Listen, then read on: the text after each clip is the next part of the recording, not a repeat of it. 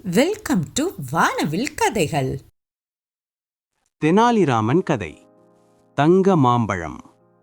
ஒரு நாள் விஜயநகர பேரரசர் கிருஷ்ணதேவராயர் ஊரிலிருந்த அனைத்து பிராமணர்களையும் அழைத்து வர செய்து தங்க மாம்பழம் தரப்போவதாக கூறினார். அவர்கள் வந்ததும் ஒவ்வொருவருக்கும் தங்கத்தில் செய்யப்பட்ட மாம்பழம் ஒன்றை தானமாக வழங்கினார். அரசவையில் அனைவரும் வியப்புடன் பார்த்தனர். இதை கண்ட தெனாலிராமன் மன்னரை பார்த்து கேட்டான், அரசே, தங்கத்தில் மாம்பழமா? இதற்கு காரணம் என்ன? அரசவையில் அமைதி நிலவியது. கிருஷ்ணதேவராயர் கண்களில் நீர் தேங்க மெதுவாக சொன்னார், என் தாயார் மரணப்படுக்கையில் இருந்தபோது ஒரு மாம்பழம் சாப்பிட வேண்டும் என்று ஆசைப்பட்டார்கள். ஆனால் அந்த நேரத்தில் எங்கும் மாம்பழம் கிடைக்கவில்லை. மாம்பழம் சாப்பிடாமலேயே என் தாயார் காலமானார்கள். அவருடைய ஆன்மா சாந்தி அடைய பிராமணர்களுக்கு தங்க மாம்பழம் தானம் செய்து அவரின் கடைசி ஆசையை நிறைவேற்ற எண்ணினேன் என்றார். ராமன் அமைதியாக கேட்டுக்கொண்டிருந்தான். 2 நாள் கழித்து அதே அரசவையில் அனைத்து பிராமணங்களும் ஒரே நேரத்தில் கோபத்துடன் வந்து நின்றனர். பின், அரசே, உங்களிடம் புகார் அளிக்க வேண்டும் என்றனர். தெனாலிராமன் எங்களை தன் வீட்டுக்கு அழைத்துச் சென்று சூடு போட்டான். இது பெரிய அவமரியாதை. அவனுடைய தலையை வெட்ட வேண்டும் என்றார்கள். அரசர் அவர்களை சற்று அமைதியாக இருங்கள் என்றார்.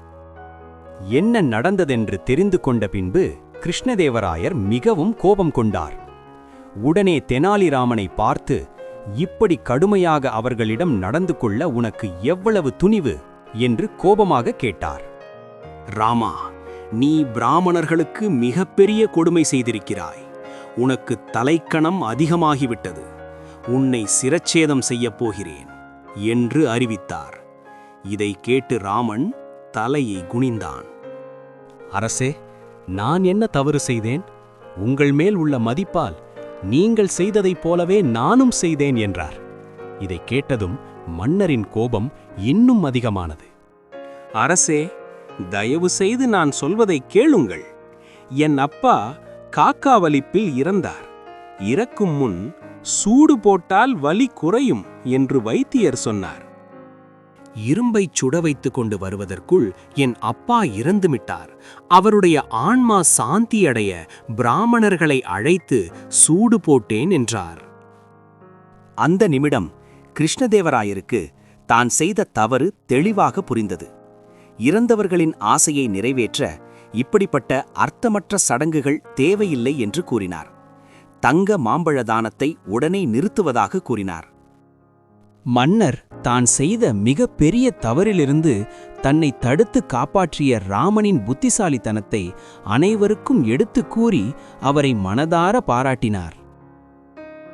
கதையின் நீதி: சில சமயங்களில் மூட நம்பிக்கைகளை நமது புத்திசாலித்தனத்தால் திருத்திக் கொள்ள வேண்டும். Thanks for watching. Don't forget to share with your friends and kindly subscribe our channel. Maryadai Raman, the upcoming story. Stay tuned with us.